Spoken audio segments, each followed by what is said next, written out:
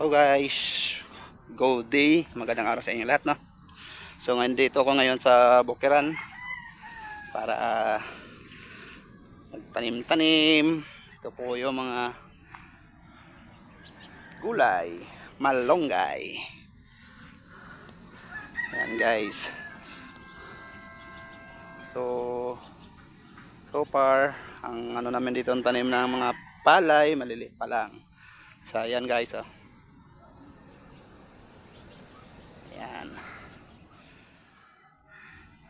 Yan mga idol, ang mga pananim namin dito sa ngayon.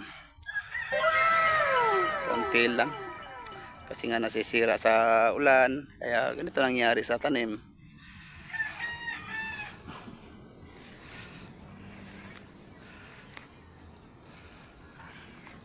Ayan mga kalods. Yan ang palay namin. Ayan. So dito naman sa probinsya mga ka-idol, walang kaproblema kasi nga lahat nandito na lahat. Pagkain, pangulam, panggulay, andito lang sa likod ko. Ayan mga kalods, oh. Ayan. Manok na lang kulang dyan. Maluluto mo na yan. So sa ngayon, magtatanim pa rin ako ng ganyang gulay. Tara punta natin para kuha tayo ng pantanim. Ayan siya, no? Ito sa tao sa amin to mga kalods, malunggay. Malunggay yan tao sa amin. Kung luto na, tinula. What? Kung manok, may manok, ano? Ayan. Ito pwede na ito ano yun, tanggalin. Ayan. Okay, tumba na. So kailangan natin tanim yan. So kahit mga dalawa. Ayan, ito tanggalin natin to. Ayan.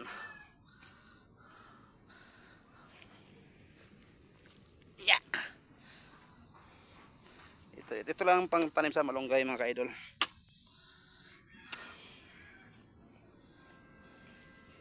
Ito silang dalawa lang, tama na to. Buhay probinsya, mga saging, wala pang bunga, kakatatanim lang kasi. Yung dito may nagbunga na yan, isang piraso lang unang bunga. Ito naman nadali ng bagyo.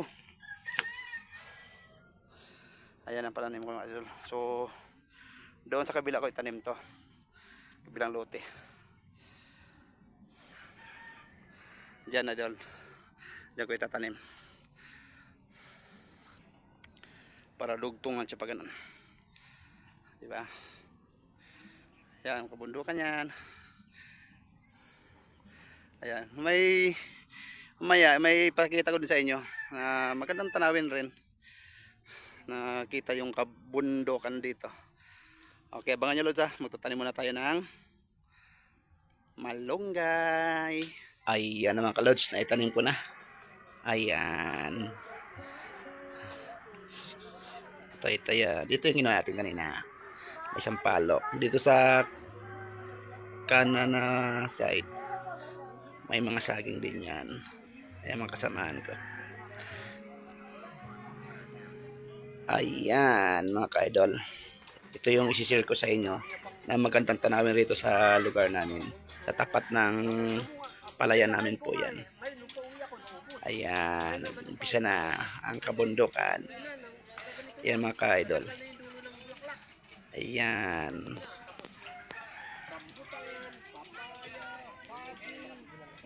Patag kami pero yung sa harapan kabundukan.